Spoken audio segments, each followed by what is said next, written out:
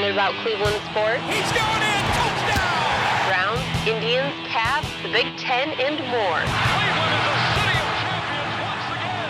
Andy and Jarid, Cleveland and beyond. A swing and a drive! To deep right!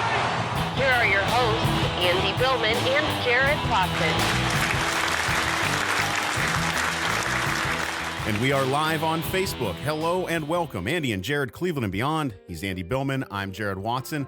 And this podcast is brought to you by Waiting for Next Year. Check them out, original Cleveland sports reporting at waitingfornextyear.com. Well, it's been 2 weeks since our last podcast. We got a lot to catch up on. So much fun stuff. The Browns have split games, winning at home against the Bengals 24-16. But once again, a complete letdown. The joy of victory was short-lived as the Browns face-planted against Arizona, 38-24. Kind of saw it coming. I think Andy did too. And to compound that, the week leading up to, in Berea, there's been plenty of noise around the team, starting with, according to reports, the Browns have given Freddie Kitchens a vote of confidence. Baker's comments, he said some stuff about training staff. That was great after the Cincy game. The ongoing Beckham conversation, come and get me. Oh, we'll get into more of that. Yes. Njoku, a healthy scratch. That's leaving us scratching our heads a little bit. And finally, Baker's hate list has been updated. Hooray. Many more stories, actually, according to the latest playoff projections, and the Browns have a 0.8% chance of getting into the playoffs. It felt dumb even saying it just now. The Indians also made the news on Sunday as they trade away Corey Kluber to the Rangers. Some people like that move. Other people don't, especially considering what they got in compensation for that move. Still rumors swirling about Lindor and the possibility of him landing in L.A. College football playoffs are set. That at least has me smiling. The Buckeyes take on the Clemson Tigers, and LSU plays Oklahoma. Ohio native Joe Burrow, this was expected as well, wins the Heisman. We're going to go ahead and discuss the Cavs' latest Kevin Love trade rumors. That seems like it's going to be a done deal sooner rather than later. But first, as Clark Griswold would say, hallelujah, holy shit, where's the Tylenol? Andy, let's start with the Browns. Cleveland Browns. You know, it's like your weird Uncle Lewis. You know, you know he's weird. You know he does bad stuff, but yet you keep bringing him back to Christmas or for those celebrate different holidays. You bring him back every year. I kicked Uncle Lewis out with 7:30 to go in the fourth quarter. That's just me though. And I'm that passive aggressive drunk who says I want to watch the whole fucking car wreck. Nope. I'm here. Nope. I had Mandalorian to catch on. I was done. Daughter and I sat down, watched Mandalorian. We were good. I saw Beckham get nailed across the middle, and Nick Chubb sat out the final series, which was odd since all the starters were out in the field except for Nick Chubb. I'm going to get to that in a second. So this season of dreams of 2019 is finally over. I am now moving forward. Season of nightmares. Season of nightmares. It was over after the Steeler game, but, sometimes you need a pronouncement, and it's been pronounced. And, Jared and I spoke on Wednesday, and Jared kind of alluded to it. And I said Wednesday before the Sunday game against the Cardinals, I go, I don't think the Browns are going to win. I go, I don't like any of this buildup. I go, to have such a dramatic turn of events after a win, which didn't feel great against the Bengals, to go right into the comments of your starting quarterback saying, I don't think the training staff did a good job. Some for better players. You just got a whole build up to it.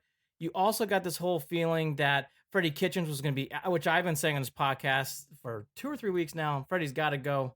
I feel more people jumping on my bandwagon, which is fun. But, and again, he's nothing personal. I do like Freddie, but he's just a terrible coach. And we saw displayed said event again against the Arizona Cardinals. The biggest, though, thing that I'm going to hammer today is Baker Mayfield. I've been saying sophomore slump. I'm ready to go more deep dive now, Jared. He's having a really bad year. This is now not a sophomore slump. This is now, I'm actually, for the first time, concerned, is he broken? I thought his press conference, he looked terrible. He got, both him and Freddie Kitchens got cottonmouth after the game, because I think they were starting to understand the severity of this loss. And look, it's, again, one of those easy reads. The Browns got blown off the ball. They were down 14-0. The whole game really just never felt right from that opening drive. Hey, by the way, Steve Wilkes, nice job of getting revenge against your old club. Your defense got mowed over time and time again. Looked awful. Just terrible. And, Jarvis Landry and the whole thing with Coach Freddie on the field, and then him and Beckham, which you did a nice job of posting on Facebook, those two on the sidelines, really finishes it up. But again, I think with all this mess going on, and we'll get back to Freddie, I do want to first lead off, though, with Baker. Jared, I'm actually now going... He got so outplayed by Kyler Murray, and I believe Freddie had a big part of this. Jared, I'm starting to wonder, though, how much is this going to carry on in his career? Because he really looks broken now. He looks broken. This is the weird part about it, and the strange part about this is you're talking about a head coach now who is a former college quarterback, and a coach who has worked with quarterbacks, and a guy who helped turn that offense around in the second half of last season. Mm-hmm. And then here we are, and it's like, I honestly believe that a lot of the problems that we see with Baker and his development stem directly from Freddie not knowing how to raise him as a quarterback. He doesn't have him in a system that works for him. He's this perpetual gunslinger mentality has been torn to shreds repeatedly throughout the season. We have said it until we were blue in the face that you build the offense around Nick Chubb. Now, here's the thing with that, Andy. I get it. Nick Chubb is leading in rushing yards. He had 17 carries and 120 something, and got his share. Right? Great. I get it. It's not about Nick Chubb not getting the carries. It's about when he's getting the carries. We started out that first series, gunslinger. Ended up right. Knew that was going to happen. Interception in the end zone when they got you can't. I mean, this stuff, Andy. This idea that you go out and sling it when you should be building everything off of play action and working. I don't understand it. It's not. It's Nick Chubb is getting his runs. He's getting his share of carries. He looks great. You don't want to wear him out completely. You got Hunt back there too, but the point is it's not distributed in a way that works to help the offense get going. I actually think they fight to allow Nick Chubb to take over games. Nick Chubb could take over games if he wanted to, but this coach, and I actually think the quarterback is actually playing a small role in this too, is not allowing Nick Chubb to get free into games and allow him to get into games and get into emotion. Nick Chubb is your best player by far. He should not have 17 carries. He should have 27 carries. And Hunt should have 10 carries. That's the ratio here. It's so simple. And again, it's the last drive. Who cares? You're down 21. But to watch Beckham and Landry and Mayfield still in the field, and you got Hunt in the game, and they brought in a second running back, Hilliard. Like, why in the hell is fucking Hilliard playing late in the fourth quarter when all your other starters are in the game and you're sitting Nick Chubb? That said everything to me. I think there is a bigger, and yes, that's Freddie's call. That's not Baker. That's Freddie's call. But there is a bigger thing going on here that we don't know about. Nick Chubb should be the centerpiece of this team. I'd rather see Nick Chubb talk after Freddie Kitchens. I'd rather see Nick Chubb being let out here with the big C on his chest. But it's not. And that's why I'm going back to Baker for a second. Baker is talented. We saw it in the last 8 games. Baker has the ability to lead. We saw that in the last 8 games. 2019, it hasn't even come close. And I think now we got to just start saying it's not just a sophomore slump. He's playing really bad. He's playing in the lower 5 quarterback type of bad stuff. And it's actually to the point now where he doesn't throw deep. And even when he throws, I felt this in the Arizona game. I'm holding my breath when he throws now. Yeah. I'm holding my breath. I don't know what's going to happen. How many times did you, and I don't know, maybe it's just a little confirmation bias from things that I had seen, but didn't it feel like there were times where I would see him make a throw, and while the ball's in the air heading to whoever he was throwing to, I would see another Browns player wide open in the shot. Right? Well, is that just me, or did I not see that a handful of times yesterday? AJ Feely did a great job in this game announcing. He was a great color man. Yeah. Because he kept saying Baker's only looking to one read. This team doesn't look inspired. And by the way, Jared, that's the reason why these other guys are open. Because Mayfield is not looking around to pass anybody else. Well, and part of that goes to Andy. They were rushing to snap the ball a few times. They came out of a timeout and still almost ran the clock out. Delay of game. They had delayed game after time of possession. That's on Freddie. And again, some of it those on Baker. Baker has got to start playing better. He has got to rise above this. It's not going to happen this season, though. No, this season's done. It is. And if you look, I'm going to tell you what, people are going to hate me on this podcast. If they bring Freddie Kitchens back, you're not going to want to hear what I think what 2020 is going to be like. Nick Chubb needs to be the centerpiece around this team. And I don't understand why they're fighting it. And they're not going to change. I've learned that. This is not going to change next week, and it's not going to change against Cincinnati. All right, so before the game starts, Ian Rappaport comes out with a report saying the Browns management, unless there's a catastrophic event, is going to keep him around. I don't need to go on a long display. The bigger thing is here, guys and girls out there, have you seen anything from Freddie where you think this team has gotten better? Have you seen anything next year where it's like, hey, if they roll over, they can develop some more players and whatever else, and I think things can get better and good. This team, as AJ Feely said, and I was going to say the same thing, and he hammered it home in the last 5 minutes, this team was not inspired. They appeared to be confused on multiple plays. This is a guy who has not covered a Browns game all year, and he actually sounded angry during the broadcast. Like, I don't understand what the Browns are doing here today. This is an outsider. I don't understand. I think the Browns have a... Yeah, what was the game plan? Oh, you know what the game plan was? And you and I talked about it on Wednesday. This Freddie Kitchens had in his head, I'm going to outslang Cliff Kingsbury. I'm going to show everything I can do.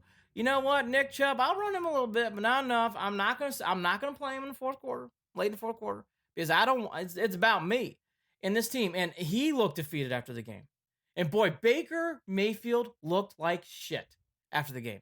I don't know if that was his goal, but he had on a white t-shirt with a miracle hat, and he looked awful. He looked like he came out of a bar, out of a rough night. And Freddie Kitchens, towards the end of the press conference too, his voice was crackling, and he was being nervous in front of the mic. There are so many things in this game. Browns, 23 run plays, 43 in the air. You don't need to say anything else. We just said it. Mayfield at this point is not getting better with passes. Well, let's talk about that one series when we had a 3rd down and 2, and instead of running the ball, my favorite play, we had the shovel. We had that awkward shovel pass. Of course, it didn't do anything. It was fucking stupid. And by the way, what were those first 2 plays before that? 2 run plays. They had 2 run plays to get to third and two. They got to 3rd and 2 because of 2 run plays. And what does this fucking team do? They do a fucking pitch play. They think they can fucking do things like this. Oh. And here's the other thing, too.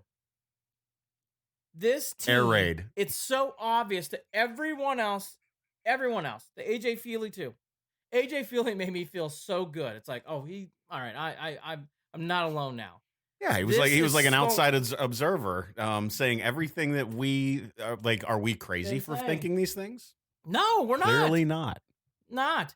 And again, I thought a big thing in this game that happened late was watching Chubb on the sidelines while this team marches down the field. Now, look, if other starters were out, I wouldn't complain. But why is fucking Beckham and Landry and Hilliard and fucking Hunt and Baker in the game? Why aren't you putting your best player in the game if you're trying to score?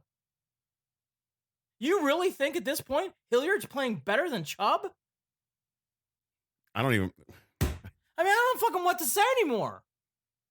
How can you fucking think Hilliard's that good? He fucking stinks! He shouldn't be fucking in the game anymore! Nope. And let's go to the bigger picture. Where the fuck is John Dorsey? He's my guy. Crickets, I like brother. Dorsey. Where is he? Crickets. You know what? I don't want to hear any more Rappaport stuff. I want old school mafia. I want nothing until after the last game. How in the hell is Hilliard still returning kicks? How in the hell, late in the game with all your starters on the field, is Hilliard playing in big spots? I guess according to Freddie. Do you really think Hilliard gives you a better opportunity to score if you're putting all your starters in the game to get a meaningless touchdown with Chubb on the sideline? He was just lost. He was giving Chubb a break. Yeah, he was tired. Fucking bullshit. He only had 17 carries. 128 yards. Wow. He is leading the league in rushing, and the guy barely touches the ball. As animated as I was, so was Jarvis Landry, who got into that heated exchange. And Landry said after the game, quote, "I just asked for the ball. I hadn't touched the ball since the first quarter. With 10 minutes left to go in the fourth, still hadn't touched it. I just thought at that junction in the game, I didn't want the game to get far out of hand," end quote. Beckham said to follow up his teammate, "When you have a guy like that who puts all of this into the game, the endless hours of rehab, all the attention detail in the room, he wants to be great." I do want to make another point here. While we say that, I believe that I did my best lip reading, and Landry was telling Freddie, "Do your fucking job." That was what I saw. Do your fucking job. Well, and to your point about that comment, after that, while the Browns were basically the game was ending, what was Freddie Kitchens doing? Observing the defense? No, he was trying to play therapist with Jarvis Landry on the sideline as the team was as the game basically the game's being put away. I did. So Freddie Kitchens, you can't make it up. What do you as the defense is getting marched upon? Where's Freddie? Hey man, look, I don't know what's going on. Coach the fucking game. Coach the game. Let me ask you this: would Bill Belichick have ever? I know it's just walk over and try to make up with in the middle of a game when he's in the heat of it? Like, I just don't. All right, I think it's a good time. Well, another first down for Kyle Murray. I'm going to go talk to Jarvis. You know what, buddy? Do that after the game. You're getting lapped. Okay. Jarvis and Beckham, this locker room now is very fractured. It's been fractured for a while. It is now counterpoint now. I think there's 3 or 4 factions in this locker room. One is the Beckham-Landry unit, and there's probably people around that unit. You got Baker, and I would actually say Baker and Freddie still. I think that's a fraction of this unit. I think also there's a lot of individuals just running around trying to figure out things. And then there's Chubb. And I don't know where Chubb stands in all of this right now. And I'm sure he's more of an outside observer at this point. Well, but Jarvis and Beckham definitely are the leaders on this team. They are definitely. Well, here's where we're at right now. When I think about the possibilities and the potential and what the guys that I would listen to on that team, obviously Odell Beckham Jr. And I'm tired of people. Odell, look, he has done nothing but good. He has showed up to every game. Guy blocked hard in that game. Guy got depleted in that final stupid drive and keeps getting up and playing. I don't want to hear right. And is playing with, like I said, the sports hernia, all that stuff. The bad drop, I can live with that. It was brutal. It was pretty bad. That was a pretty egregious drop. By the way, but the drive Beckham moved needs on. to make that catch. Yep. You're right. And by the way, good point. So, yep. That's there. But at the same time, Odell, Jarvis, Baker, Nick Chubb, Kareem Hunt is slowly getting a voice, and one that I think should continue to be used positively and listened to. Mac Wilson, and here's something that has gotten buried in all of this conversation today so far. Doesn't look like the Browns are going to sign and retain Joe Schobert, and that to me came out last week is just horseshit. Well, let's get to the optimist. Let's get to the leader here, right? John Dorsey's done some good things. He's been one of the better GMs we've had in this era from '99. But he is losing sight of the biggest problem that's been in the Browns for a long time. The Browns don't know how to harvest talent and make them into a winning culture. A lot of players leave this team and go on to have Jordan Poyer last night for the Bills, making big plays in big spots. He was in Cleveland at one point. You see all these different players that go out in these different teams. The one What's of his the twins, face just put up 1,000 yards. Oh my gosh, former Buckeye, you lost your mind. Where's my brain? Why does my brain do this? I don't know. As you're thinking about that player, there's many examples though. Cam Irving's having a nice career for Kansas City. There's many examples of how Browns have left town and they go to different places and they harvest talent. Yes, Dorsey's done a nice job of bringing in Carlos talent. Hyde. Yep. But the Browns have not done a nice job so far of harvesting talent that they have in their own building and building them and grooming them to be better players on the field. It hasn't happened. The outlier's Chubb. Chubb is outplaying this team. I'd actually say Landry last year is outplaying this team.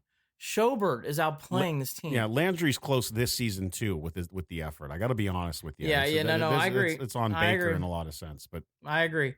I just think this team is again losing sight of, well, if it doesn't work, we're just going to cut bait on a bunch of things.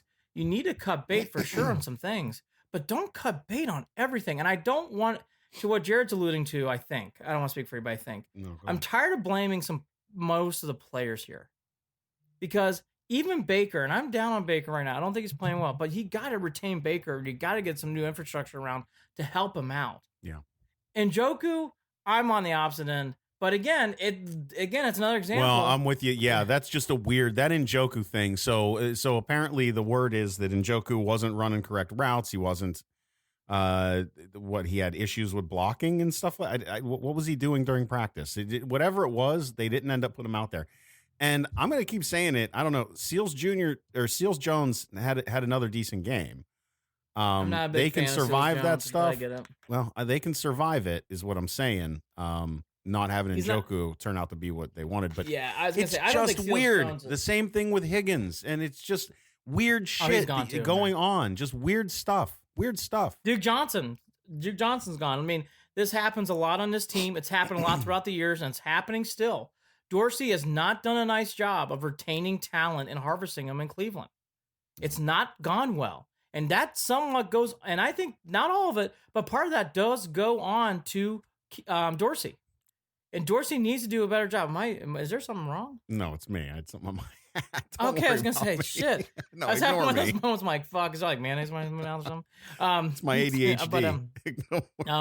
But the bigger point is here, I think there's a lot of work to do next year. This is not going to be an easy fix.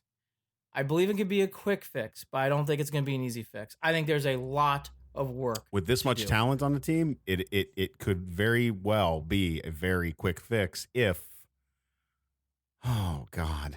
To me, it still comes down to being a team and having an identity that. They're fighting identities on this team.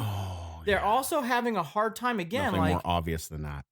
Yeah, they bring in these players and they do give these situations. It's like, here's another example. And I went off on him. I'm not trying to pick on the guys. It's not his fault. He's not being put out there. But why is Hilliard still playing at this point in the year? Like, what else do you need to see from him? And okay, I'm actually going to tip my cap. Ratley had one nice play for the first time. He did a nice job on the sideline, made a play. Yep. Even that said, I don't want to see Ratley anymore. No. These guys, we have seen these players. They are not what you need to go to big places. No. Seals Jones, nice player. He's a backup. He's not a starter. That's why that play across the middle, he fumbled. He is not a starter. You can see it.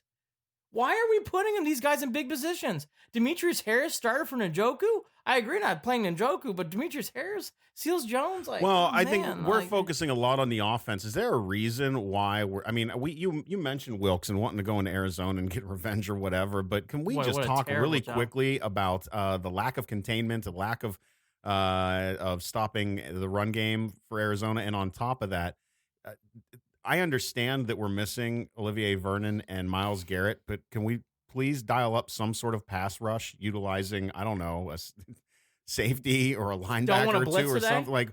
Not interested in blitzing. It was non-existent. There was zero pressure, and you just cannot do that. First game all year, Richardson didn't show up. He did not play well. Mm-hmm. I think Wilson is good in pass coverage. I don't think Wilson's good in run coverage. I think Wilson, he had some missed tackles again, but in pass coverage, had a brutally awful missed tackle. I know he did. Wilson, though, in passing, see, we found something in Wilson, though. Wilson can actually really go nicely in a pass game. I like that. And I think Wilson over time will get better in the run. Which is what their linebackers were supposed to do when you had the defensive line that you thought you were going to have. Well, we don't have that. And I'll be honest with you, the Myles Garrett suspension is, I mean, it just hangs over your head and hangs over your head. In this game, it just was so obvious because Arizona's not good, and the Browns couldn't do anything against that offensive line. I mean, it was sad. And again, why not? I just don't.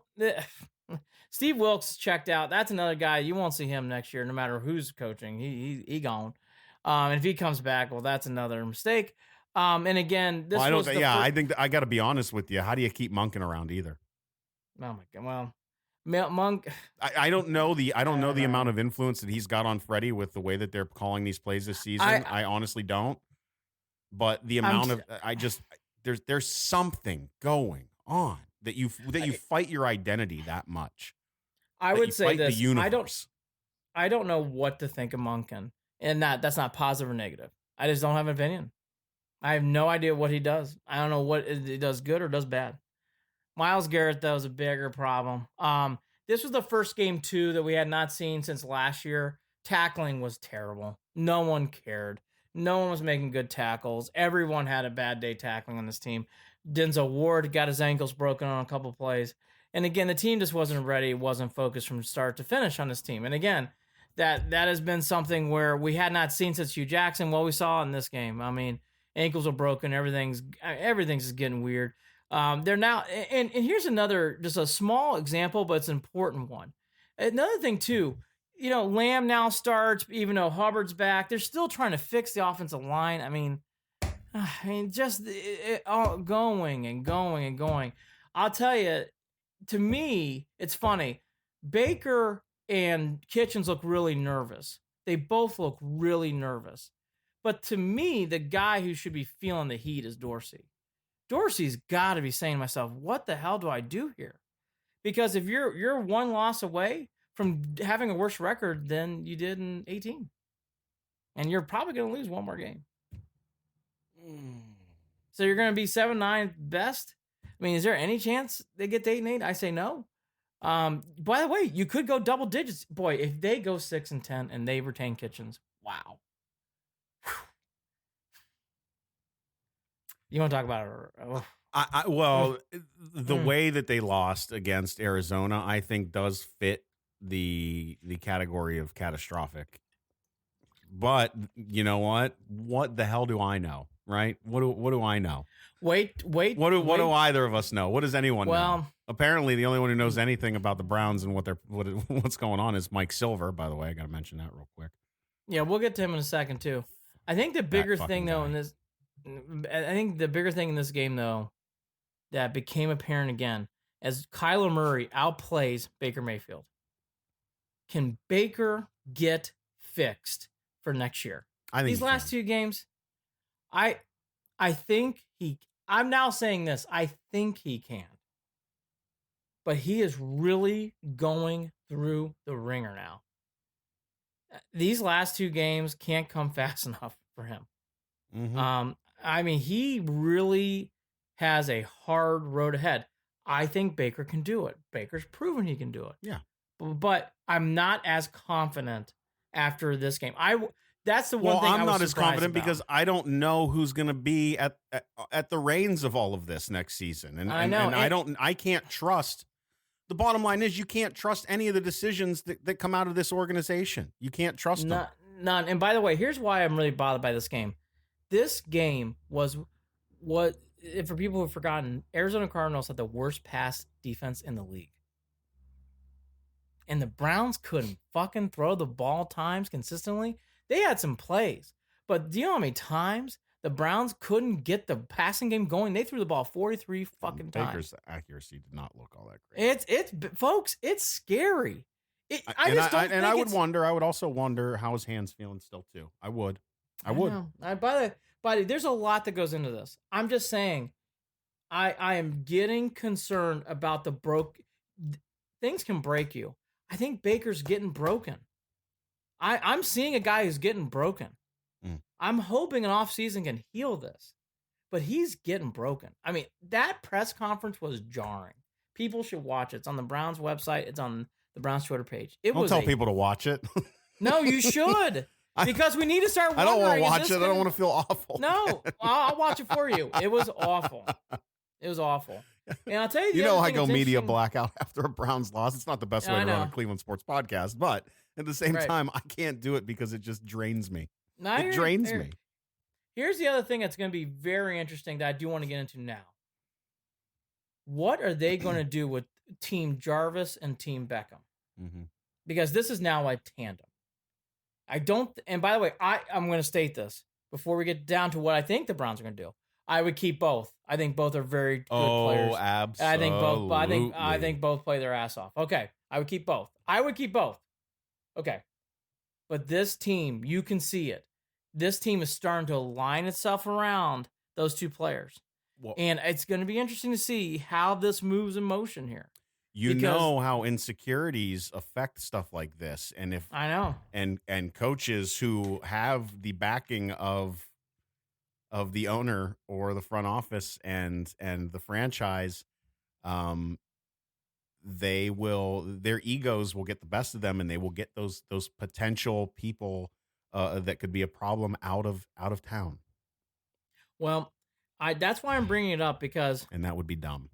That'd be dumb. So Mike Silver reported today, going off of what Beckham said in the previous reports by Jay Glazer. Jay Glazer reported back in the Bengals. Let's just do a recap here of Beckham. So Beckham had those weird comments before the Bengal game. Then the Bengal game, right before the kickoff act, and Jay Glazer said, "Come get me out of here." And then now today, Mike Silver, today's being Monday the 16th. Now, Silver saying now it's Landry and Beckham saying it during the game, whatever else, during the Arizona Cardinal game. Okay, fine. Here's the thing. And I do believe some of this is true. I'm sorry, but quotes of convenience for Mike Silver. I think he's a hack. I think that he loves stirring shit, especially when it has to do with Cleveland. I think that he'd have been better off trying to pull this shit after the Ravens game. That would make more sense to me. That Jarvis Landry would want to go to a team like Baltimore as opposed to a team like Arizona. So I can't buy into any of the shit that comes out of Mike Silver's mouth. Not somebody who claims to be a journalist and then when approached with an honest question decides to block me. And then I talk to him on another one of my Twitter pages to find out why he's blocking me. And he whines like a baby and tries to call me out in a retweet that came off really awkwardly. The guy is a complete fucking hack. Bottom line, hack. You're a hack, Mike. Hack. All right, go ahead. Okay. We'll do a Mike Silver podcast during Christmas. I can't help it. I'm going to get it out there. There's plenty. Cleveland hates Mike Silver because Mike Silver is a hack. I will say this. Mike Silver has some vendetta against Cleveland at times, and it comes off very, very throughout the year. So I wanted to describe. Okay. All that to be said, I think, though, these comments, along with Glazer, because Glazer had the same story, okay? We can take this forever, it's worth whatever else. I do think, though, there is a tandem here of Beckham and Landry who are ready to leave town. And I do think you need to work on saving them and keeping them in Cleveland. Because if you lose those two and you keep Freddie or whatever else, I think there's some decision. Basically, Jared, long story short, there's some big decisions that need to be started making now about next year. Right now. Are you going to bring... I think they should, and I think they need to. You need to bring McCarthy. You know what? I'll even go a step further. Bring McCarthy. Urban Meyer was at the Redskin game. I would give him a call. I would give Jim Harbaugh a call. I'd definitely give McCarthy a call. I would give, Day a call too at Ohio State. You got to start getting these people waking up and saying, hey, how are we going to change this? Because the one thing I'm convinced by, Jared, I cannot see Freddie Kitchens, I lost his name for a second, coming back. Can't see it. I'm going to be the most miserable fucking prick if I had to talk about him all the way through September. Because it's going to be the same damn thing of there they go again, trying to force something that isn't going to work. I just don't. Right. not, I mean, right. even I think I'm And- on board now, Andy. I didn't know how I felt after watching that complete collapse and them. They looked as awful as I had a feeling they would in Arizona. They looked as terrible as I thought they Flat. would. Out But of again, sorts. It was also predictable. You could just feel it. If you watch that Bengal game, if it wasn't for a miracle PI call, that whole thing was about ready to unravel too. And the pick six. They didn't have the points to win that game without Ward's pick six. Pick six in that game. The Dolphins game, throwing the ball across the fucking middle when you're up 14 points. All these things you keep adding up. People have pushed that aside during these wins. But that's why these wins haven't felt good. And I want to get something to Beckham too. I know people, not me, not Jared, but other people taking personally, like, hey, he's talking against Cleveland. I don't think Beckham's talking against Cleveland. I think he's talking about the Browns. And that's very different here. I think Beckham likes playing Cleveland. I think Beckham actually wants to do well in Cleveland. I actually think Beckham has, outside of Landry, some other people he likes on this team. He's shown it throughout the year at times where he got excited about, what's his name, Giuseppe, during the preseason game. He's shown excitement for other people doing good things on his team. But the bigger thing is here, there is not a good culture here. And it showed up after that first drive against the Titans. It's been here all year. It hasn't felt right the whole year. It hasn't. He's got to go. Sorry. I don't know what to say. I mean, here's the way I put it to people out there saying, well, maybe, I don't know. Okay. How is the excitement level of Freddie Kitchens coming back with this team next year? I'm lukewarm to negative. Oh, there's no excitement. I don't see this team improving. Going back to Baker for a second, because we haven't had a chance to talk about this. I talked to a former NFL player last week about it. And Baker apologized, which is good. But you cannot be saying things against the training staff after a game. I told you that was, and my theory around all of that. And it's not an excuse for Baker. It aggravates me because I feel like what Baker was doing there was completely pandering to Odell. Like it was kind of sniveling in a way. It was like him trying to force himself out there to show that he had Odell's back in a weird way that really made him look like an asshole. And it actually puts Beckham in a weird light still. Like it doesn't make him feel like he's in any better of a light. You know what I mean? From something like that. So like, hold on for, there's something like multiple people calling you during a podcast. But the bigger thing here too, with all this while this is going on with Baker and all this other stuff, he tried to defend Beckham. I know, I agree with you, but it came off so weird, Jared. That's what I mean. It was him. It's like Baker is doing anything to try to spark some sort of relationship with Odell or something. It is undeniable that there is some sort of disconnect between those two this season. There just is. And I don't know what it is.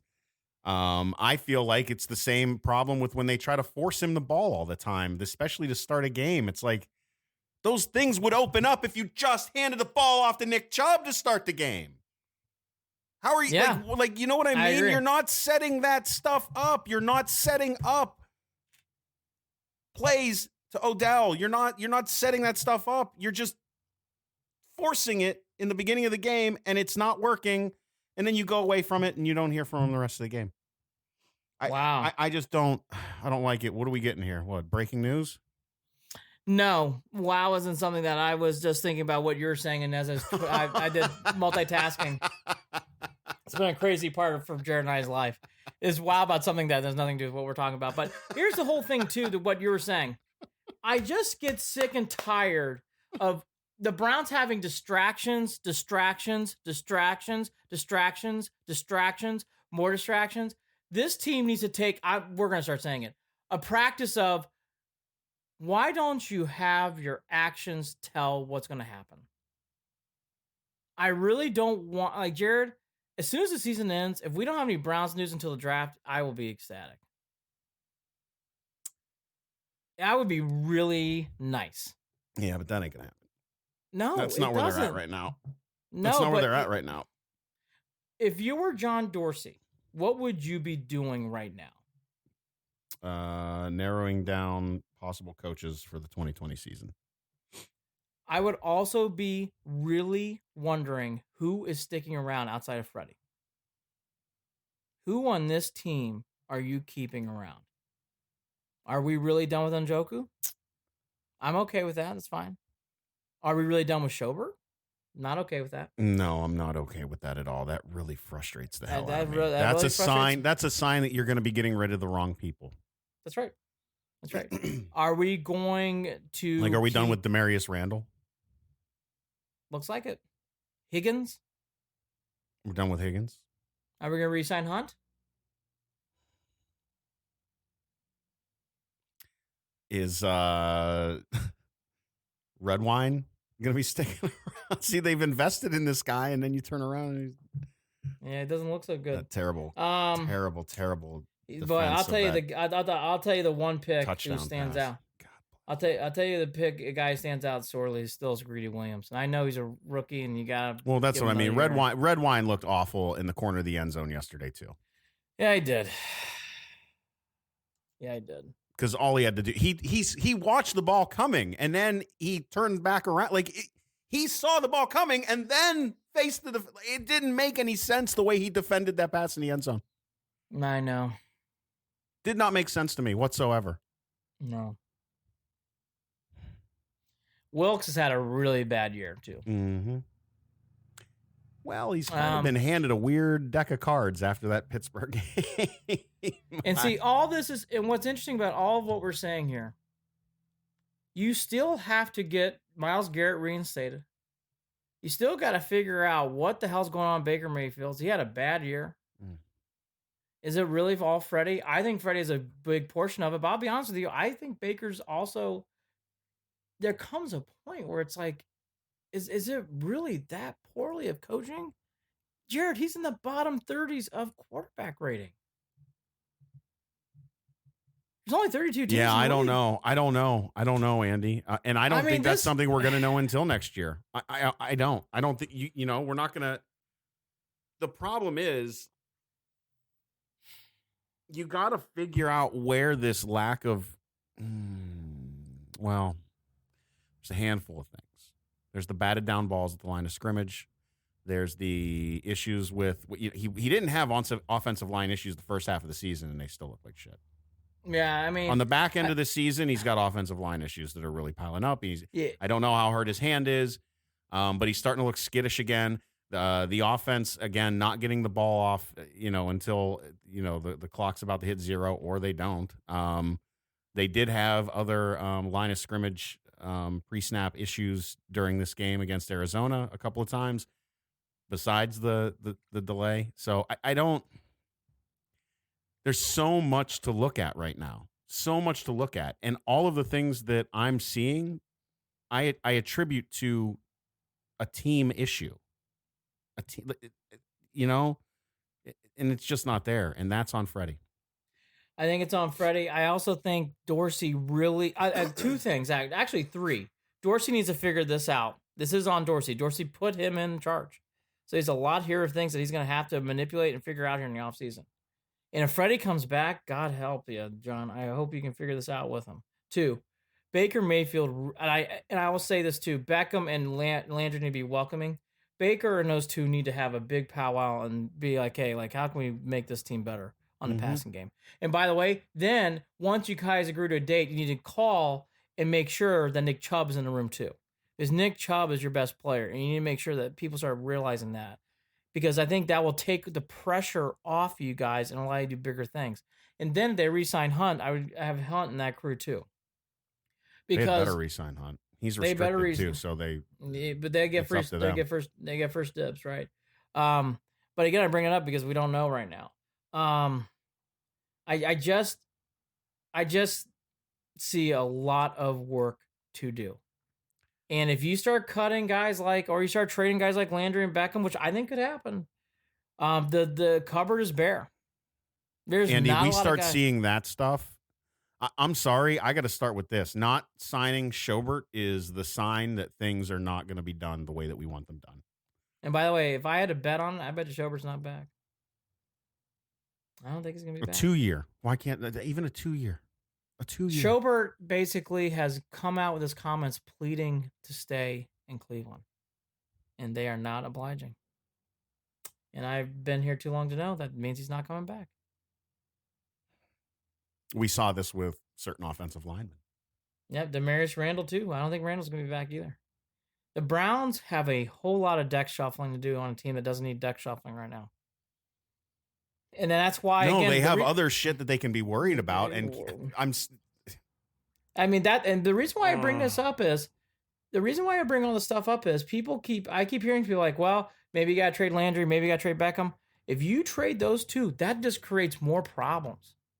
I see more things here that you create problems with because Callaway's gone, Higgins is gone, and so your top 4 wide receivers are going to be gone. Top 4. Usually teams lose like 1 or 2. We're going to lose 4. Browns are going to lose 4. It's a lot. So we are not going How did we get here? It's amazing. It's amazing how this is all just transpired. Even as late as 1:00 yesterday afternoon, I was debating getting tickets to go to the Ravens game. God bless Cameron Billman. He still wants to go to a Browns game this year, so we're going to try to go. I ain't going. I might go to Cincinnati. I'm decided yet. I'm not going to Ravens game, but I might go to Cincinnati. Tickets will be really inexpensive. You can go for the first half and then go sit at Flannery's. $40 at the 50. Have somebody throw me through a glass pane glass window. Apparently that happened a couple weeks ago. Anyway. Down for another podcast. So here's the basic thing. We will do another podcast before we break for Christmas, and we'll preview the Ravens game. But I think the basic thing here that I think you and I have kind of break down here before we get to the Corey Kluber thing. The Browns have a lot of work to do, and there's only 2 games left. But there is a lot of work to do between now and free agency and now and the draft. There is a lot of work to do.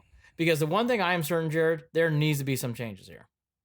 This cannot continue. But, again, would not blow it up.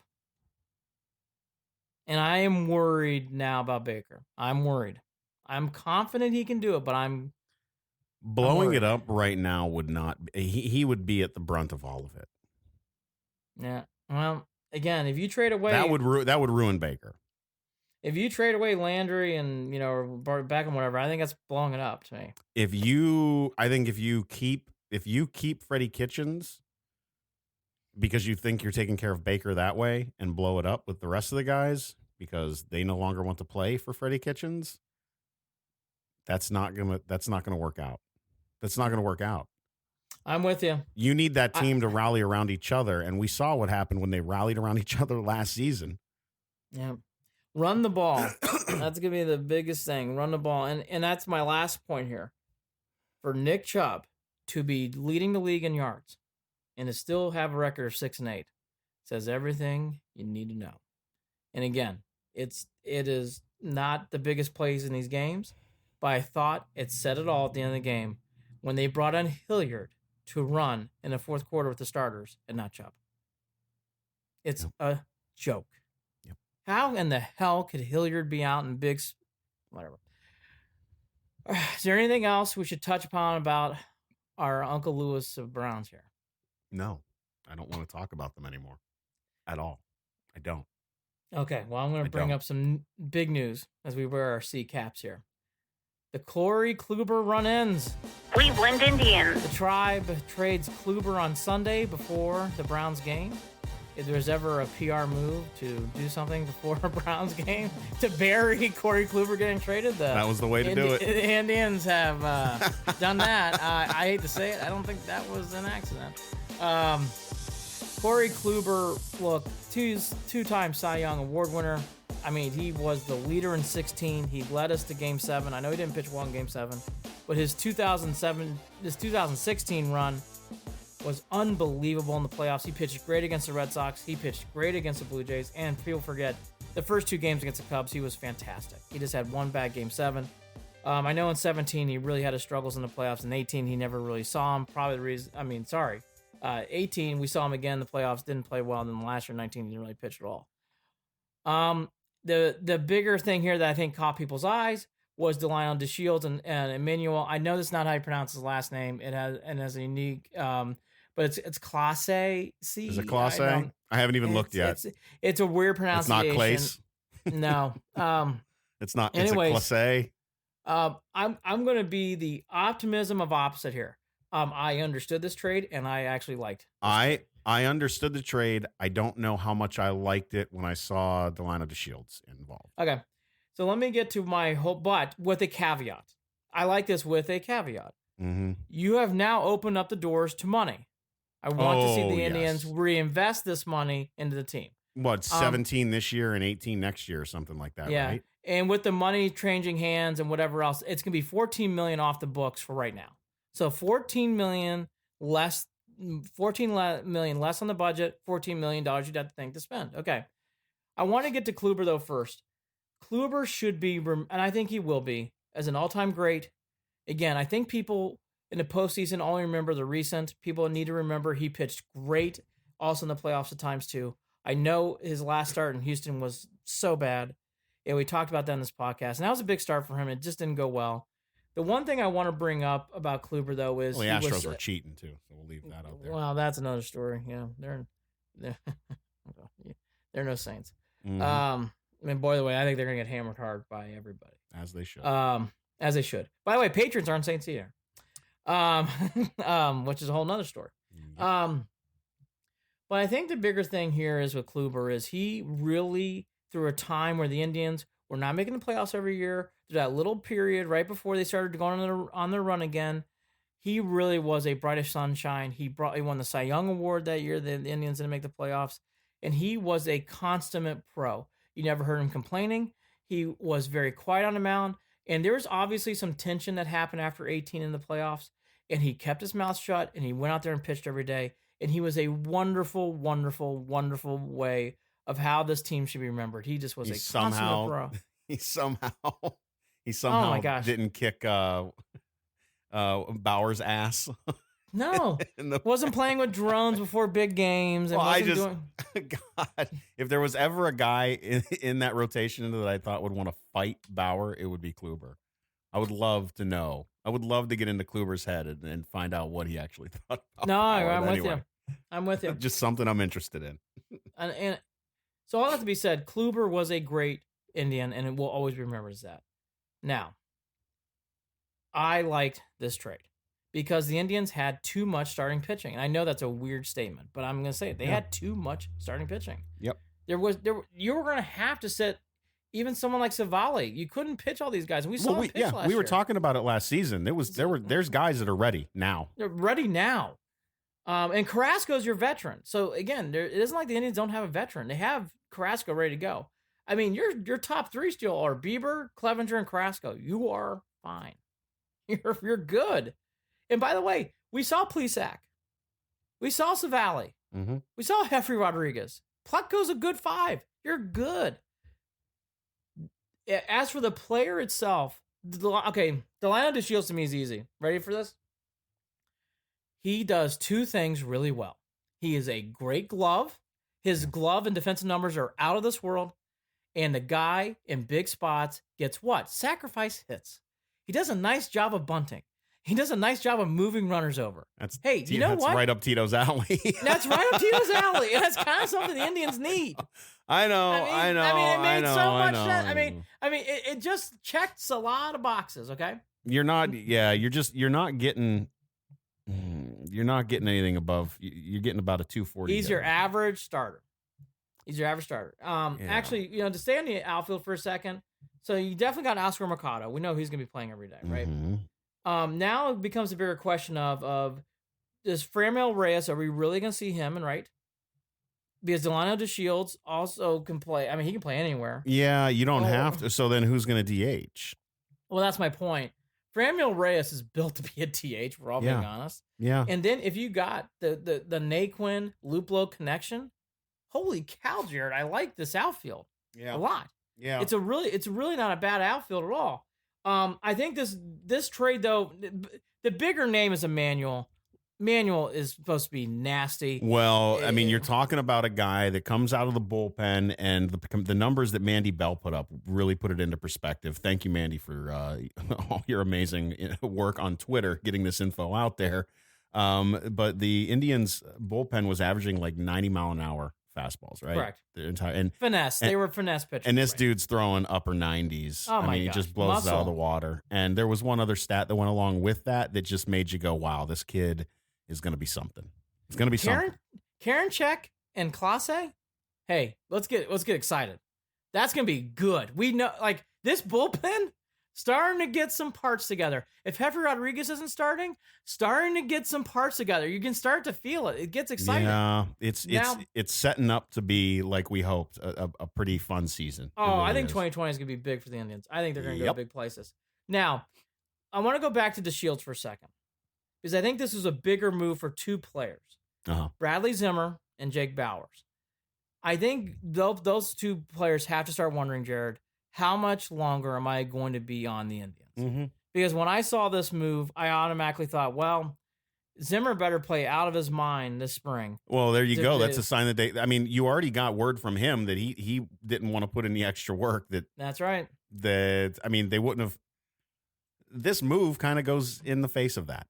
It does. Well, Jared, big time. And also, it went in the face, too, of, Jake, again, you can tell Jake is a nice kid, so I don't like saying this, because I do like Jake Bauers as a person. I can tell. Yeah. Jake stunk. He's just not an everyday player in the outfield. Yep. Sorry. I mean, I don't know what else to say. I don't mean to say him that harshly, but, like, there comes a point where it's like, Jake, like, thanks, man. Yeah, it was rough. It was rough. It was rough. So I think those two players are winding down. I think Luplow, I love what he does when he comes against left-handers. Naquin is a righty. The Shields, Oscar Mercado, Franmil Reyes, I think you got your outfield set now. I really do. Now, to the bigger point, what are you going to do with all this money? Everything points to, and Mandy Bell brought this up, but I already thought about it, everything points to second base. The latest rumor is the guy Cesar Hernandez, who was playing for the Phillies last year. 279 hitter, 14 home runs, 71 RBIs. Jared, he would fit nicely right second base. And if you get him at second base with this line, with everybody around it, the Indians are done. God, isn't that I mean, the Indians don't need to do too much more. And and how much money do they really need to spend on him too? The trade rumors say this. I don't know who we should attribute this to, but the trade rumors say he's worth about $11 million. Yeah, that was my guess.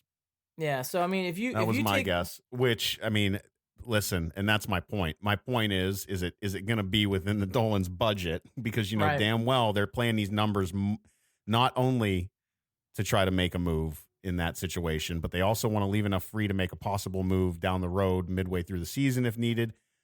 Before the trade deadline. And at the end of the day, damn well, they just, if they don't have to spend the money, don't want to, period. They will if they have to. I've gotten to the point where I can't pick on the Dolans in that sense. But at the same time, we know by the way that he talked at the beginning of last season that he still likes to piss and moan about money, period. Well, I'll say Dolans need to spend some money. I think Dolans need to spend some money. I think they will. But, I think they will. Well, we're going to give it time, but they need to spend some money. Here's the other guy, too, who I know you love. This definitely does open up the pocket if you want to bring Yasiel Puig back, because now you have the money to go out and sign him. I mean, that money is now there to be spent. That son of a bitch makes that team so much fun. I mean, look, I'll just say it. If you really want, if you say, hey, Yu Chang's going to go to third, we're going to put Jose at second, we're going to put Frankie's obviously at short. You're going to have Carlos Santana at first. So we're going to put that money into Puig, and Franmil really will be your DH. Okay, fine. You can do that. You can do that now. You have the money to do that now. I don't think they bring Puig back. I think every rumor is correct. John Heyman reported it about this Hernandez kid. I think that makes all the sense in the world. It just makes so much sense. You pluck him in at second. You can sign him to a 2-year deal. You pay him the money he wants. It makes so much sense. And the Indians need another bat, and he can bat.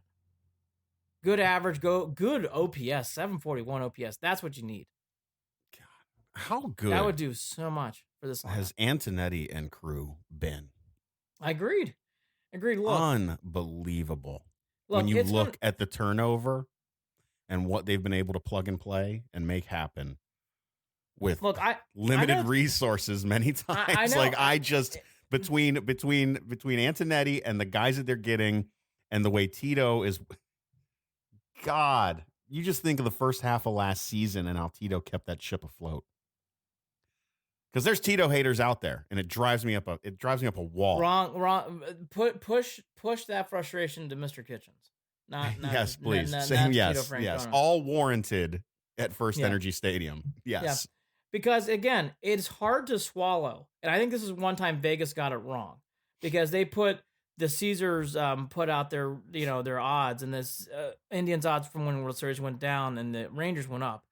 I actually again think Kluber had hit a point where the Indians have moved on from him. The Indians actually needed to do something here to. They learned to survive without him last year. They did, and again, like these aren't guys who are just hanger-ons. I mean, we saw Plesac. We saw Savali pitch. I want to see them pitch again. Yeah. I want to see them. I don't want to see them pitching in Columbus. I want to see them pitching again here. Bieber became a star last year at the All-Star game. Bieber, Clevenger, and Carrasco is your best starting three you can put up against anybody in the world. I mean, those are solid starting three. You throw in those two, and then again, the Indians have made a nice position for Plutko. He's your good go-to in case somebody's injured. And Heffrey proved, who came out of the bullpen, went back to a starter, he can prove he can start too. The Indians have their pieces and parts set up and ready to go. Yep. If they solve second base, hard to complain about this team going into next year. Yeah, the only rankle that we're going to run into now is the talk about Frankie Lindor. Okay, so let's get to him. The big rumors before the trade with Kluber was everything going to the Dodgers. So here's, and by the way, that has not picked up steam. That has actually kind of calmed down. Then there was a wild thing about Clevenger being part of that deal, which that kind of went away, thank God.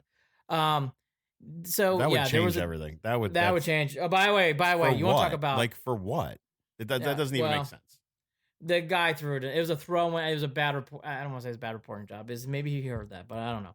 But anyways, there's a guy out of LA said, they might be including Clevenger too. I remember I said, if they include Clevenger, you can. Boy, you want to talk about a nasty podcast, right? And Jarvis Landry might want to go to Arizona, but go ahead. Oh, but go ahead. Right. Fair point. Here's what I would say though about the Frankie thing. Now, let's put the Dodgers thing aside. Again, that's lost a lot of steam. Doesn't mean it's not going to happen. The Indians right now, though, do need to be careful. And I'm part of this. If you trade Frankie now, I am now going to flip and be upset. Yeah.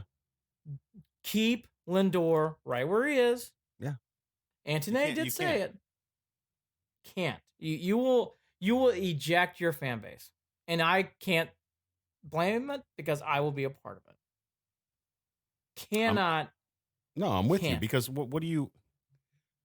You are telling the fans you don't want to win this season. Yeah, if you do that, oh my gosh. Running for the hills, I will be upset. You can't trade him now. Can't. Oh, that would be awful. All right. All That right, would- that's it. Just leave it. I'm done. All right. Okay. I'm done. So- Ugh. It makes me feel icky. Again, it's gonna be a It makes me feel icky. nasty podcast. No. That No. don't trade him. Do not trade him. Don't trade him. And I don't think that money was freed up to get Lindor. I don't think that at all. I think it has everything to do about this year and next year. Yeah. Worry about those 2 years. Get Lindor. Keep him in there. Keep everything going. Oh, all signs point to trying to win one in the next 2 years. Oh my God, they are so set up. And again, I know the big guy was Emmanuel, and he's going to be a good. Oh my gosh, it's exciting to think about that coming in the boom. Well, Karen Checkin. Oh my gosh, it's gonna be great. It's gonna be so much fun. I know. But I don't think DeShields is a throwaway. I think he's more than what people think. He does the things that this team. If they had another couple guys like this, I'd be more hesitant. But the Indians don't have guys like this. No, you're right. Guys who run around in the outfield and make good catches and make good plays. Yep. He is a defensive plus, and he is one of the rare guys right now in baseball who gets sacrifice bunts and hits. Yep. He led the league twice in sacrifice hits. Listen, That's and with a pitching staff like this, you're going to need a run or two every once in a while, and that's going to be the way to do it. Yes. So. And Daisy's not playing and he's on the bench. That guy's got Sometimes. speed. Unless it's Friend Reyes hitting one out. I'll take that too. But go ahead. But my right. Either will work. Either will work. But my final conclusion on this, before we get to the Buckeyes, I liked this trade, but I was sad to see Kluber go. Liked this trade though. Yeah, I did. no, I liked this trade. absolutely. That was it. It was thanks for the memories, thanks for everything, Kluber, and best of luck in Texas. We've seen good former Cleveland. We've seen some former Cy Young winners leave Cleveland and end up in Texas before, and here's another one. So there you go.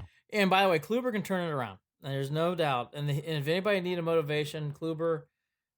Maybe he finds it, maybe turns it around. Does not mean that was still not the wrong deal. I get that deal. The only caveat again, though, and then we'll get to the Buckeyes. Hey, Verlander turned it around. We thought he was dead to rights. So that's right. There you go. That's right. The biggest thing here is they need to spend that money. If they sit on this money, you talk about icky feeling Lindor, it's gonna be icky feeling too with the team. Yeah, don't need to spend that money. Yeah, because it'll feel like you're keeping this team on a leash, and that's right. Is just not. That's not good. And by the way, that's not going to bode good for them. No, they'll know that. They'll feel that. Yeah, they'll sense it, and they'll play like it. Yes. Well, unless Tito can, work that magic. Correct.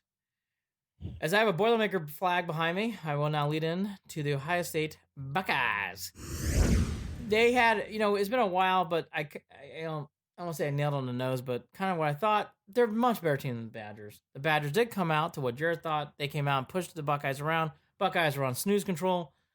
They hit the snooze alarm at halftime, and the Badgers couldn't do anything in the second half. Dobbins was unbelievable in this game again. Dobbins should have been in New York, by the way. Absolutely. That is one of the travesties of that was a mistake. Of this whole situation. Nothing against Fields, but Dobbins should have been in New York, not Fields. All that to be said, the Buckeyes did a nice job. Now, that's old news. To the new news, and we'll do a whole podcast like we did last year about the bowl games and stuff. Speak from a neutral fan, I cannot wait for the Buckeyes and Clemson game. That is a great game. There's a lot of history in that game. That is the game that Woody Hayes lost his job and punched a player. Dabo Swinney has beaten the Buckeyes twice since he's been coach there. This game has a lot of juice to it. The last time the Buckeyes and Tigers played, the Buckeyes got their asses handed to them by the Tigers. So there's a lot of energy going in this game. God, New Year's Eve, that was so painful. That was a bad loss. That was the one time Meyer had a really bad loss in a big spot. You lose to Iowa when no one's watching, or Purdue on a late night when no one's watching, that's one thing. On New Year's Eve when the whole country's watching, it's a tough L. But this is a big spot for Ohio State. Ohio State, again, this is not just for a playoff game. There's a lot of history here where Ohio State needs to avenge Clemson at some point. Now, will this be it? We'll find out. But this game has a lot of juice to it. And on top of it, Clemson does not feel respected. Clemson, again, still doesn't feel respected. Mm-hmm. So that's another thing that goes into it. Coach Day is another side story here. He has had a wonderful run up here, Jared. He did a nice job this year of handling a lot of situations off the field, but his coaching on the field was wonderful. He has done a great job on the field, and he really has taken the Ohio State to the next level. And they feel like a better team. This is the first time they've had an undefeated season in a long time. They roll into this game against Clemson. Let me just ask you, aside from playing Clemson, which I know is probably annoying, how do you feel after everything has been going on? Now it's a week and a half later. I feel like this is going to be a close game. I feel like Ohio State has kind of gotten in this habit of not playing to their potential in the first half of the past couple of games. Mm-hmm. I've worried a little bit about Fields. Does he have a little leg issue right now too? He's got a little hip issue, I think. Every one of these teams, I would think aside from LSU, I think could be ready to play tomorrow. He's gonna, they need this rest. So good. Thank goodness. 12. He's got 12 more days to rest up for this. Mm-hmm. There were people that were kind of talking trash about Ohio State's secondary. I don't think that's gonna continue to be a problem. I think Ohio State wins in a close one. I really do. I just, that J.K. Dobbins and Justin Fields combo is just too much offensively to try to shut down. There's too much talent between J.K. Hill between Hill and Olave, and their wide receiving core is fantastic as well. The defense, they're going to give up a few points to Clemson. There's no doubt about that. There's no doubt. ATN's a wonderful player. So is Lawrence. But I think Ohio State wins, and I think the over. The over's got to be at like 70. It's got to be high. Because I mean, it has to be, because I think that's what we're looking at. I think we're looking at a 70 to 80. I wouldn't even be surprised at a 90-point game. Vegas early like Clemson. I'm not sure where. I'm going to save that prediction for me for the bowl. I get why. It could easily end up going that way. It could. I know. The one thing that would bother me if I'm a Buckeye fan is I don't like how Clemson feels like that they've been disrespected. And Dabo's you gotta also respect Wisconsin and how they came out against Ohio State. That was, and you knew it was a possibility. Yeah, well, you know what? The one thing I did not and how Ohio State came out in that second half and said, "Oh no, you don't. Oh no, no, you don't. No, light switch. Oh, they flipped the old switch, brother. They flipped the switch. Let's see if they can flip the switch in the second half. That second half was so not competitive, it wasn't funny. And I gotta be honest with you, I was never had a doubt in my mind Ohio State wasn't going to win that game. They're too good. I didn't. Too good. That's the thing. It didn't feel like it was getting away from them. Never. It felt like they were struggling to kind of reel it in a little bit. Again, it felt like they needed to get a little bit of focus. It looked like, and this was the thing too. Wisconsin didn't have the energy to keep that up for 4 quarters. No. I had a feeling they were going to burn out, and they did. We'll talk more about this game in our bowl special. The other thing I find interesting before we get to the Cavs and Kevin Love, and we'll wrap it up. I do think it's interesting how no one thinks anything of Oklahoma at all. That no one even thinks they're going to sniff LSU, and LSU's got a cakewalk. I don't either. And by the way, I think they're absolutely right. I don't think LSU is going to have any problem with Oklahoma. It's interesting though. Hey, but if they surprise me, I would take Ohio State and OU for a national championship game. Jalen Hurts. The funny thing is, Jalen Hurts has played in this playoff. Has played in these games. He's got experience. Well, it's still setting up to be a Joe Burrow Ohio State reunion. Joe Cool against either team. Joe Cool Buckeyes. Joe Cool Clemson Tigers. Sign me up. I think either one of those are big. Clemson and Buckeyes, I don't know why. I get the feeling that is going to be a stress knuckle ringer. Yes. It's going to be overtime. I can also say this. I think that Ohio State is built to beat LSU. I don't know that Clemson is. Ooh. Clemson's won a national championship.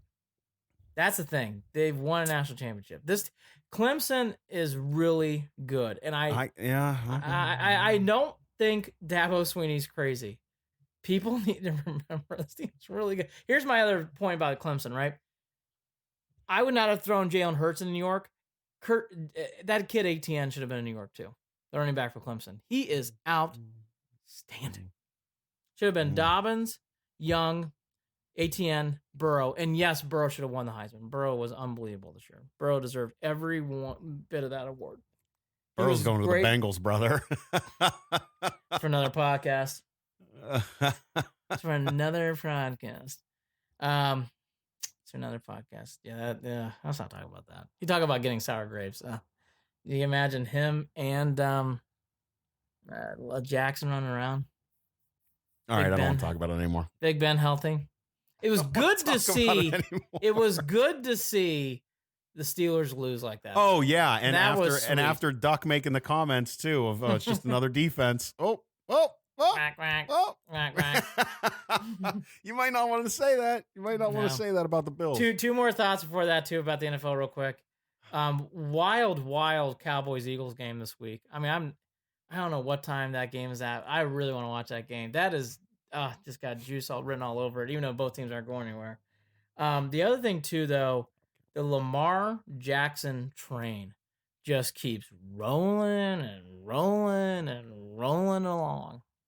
And it is rollingly annoying. And the last thing, he's not a bad guy, but it's annoying. He's a Browns fan. And this shit that the Patriots pulled during the Browns game with a scout in the Bengals-Browns game, the Patriots If anybody thinks this is just a coinky-dink, watch the Teddy Bruschi comments on ESPN, because he loves the Patriots, and he even said, "Where there's smoke, there's fire." This is bad. They're gonna lose draft picks. I think it should lose a lot more than that. That was might. shaky. Shaky. Well, and we already know the NFL. We already know how they. I mean, we've seen how they handled the deflate gate. So, they're not gonna take it easy on the Patriots. We'll leave it at that. No, they're not going to. Pour it on. And the Patriots are in a position where they're holding on. I mean, they were able to get things together and win nicely over Cincinnati, but you can see that Tom Brady is taking way too many hits and is really struggling to figure out where to go with the ball. And Cincinnati's just so bad that they were able to take over. But that was I feel so. There are signs there that this is now. There are actual signs. We talk about this every year. There are actual signs that this is. Patriots are done in New England. Patriots, it really is. Before we get to the Cavs too, did you see the Saban Belichick documentary? I watched it on HBO. I did not watch it. It was interesting. The interesting comments, obviously, that the banter was the film. The one thing that I liked, though, from Belichick, I guess he went on a plane after they'd lost, and he said, "I saw one of my assistant coaches on his laptop looking up analytics. I shut the fucking laptop down. I said, look, it's about fucking tackling. We didn't fucking tackle in that game." That I liked. Is this a series? Is this the same producers that did the okay? Because they just did an Edelman one too. Yeah, it's HBO a one-off. did. It's a one-off on HBO. It's good. Okay. It's good inside the scenes, and anyways, I'll leave it there. It was I can't believe I found. Yeah, I can watch it. I keep forgetting I have HBO on demand. I haven't watched. Months. Everybody should watch cancel it, but I'm one of the rare Browns fans. I actually like Bill Belichick, and Bill Belichick had nothing to do with what happened in Cleveland.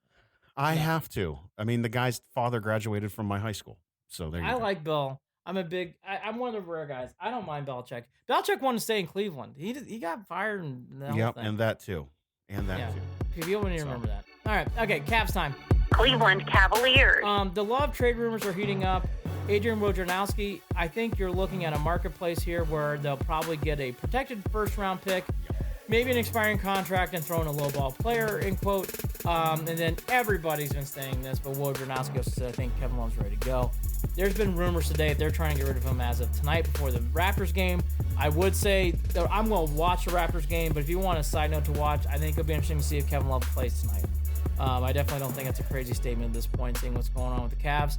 I do want to talk more about Love, though, because I want to go on the court then go off the court again, sadly. Porter Jr. has, not maybe to Cavs fans, Porter Jr. is really playing steadily well. Had a good game against Houston, played well again last night against the Bucks, kind of took a step back against San Antonio, but even in San Antonio, hit a big shot and a big moment in that game. Porter Jr. is starting to get traction, starting to get better, and Sexton had a great night too on Thursday. That was a good win for the Cavs. Cavs don't have many of those. They got blown out again against Milwaukee. It really wasn't competitive on Saturday night. Thursday night, they came back after a back-to-back, by the way, of traveling to San Antonio. Came back down late in that game, tied the game, won in overtime. That was a great Cavs win. They don't have many of those. Thursday night was a great, complete Cavs win. And then you add the Porter stuff on Wednesday night. I know the Cavs went 1-2, and they're not competitive some of these games. There's been worse weeks for this organization. Wasn't a bad week. The only thing that I don't like, that I don't know what you do here, Jared, is this whole situation that's going on with Tristan Thompson at the end of the third quarter. He and Beeline got into it on Thursday night. There was a huge argument. Not a huge argument. There was an angry moment between Tristan and Beeline. Yeah. Tristan got pulled from the game against San Antonio. Then Nance Jr. finished the game. Tristan never came back in.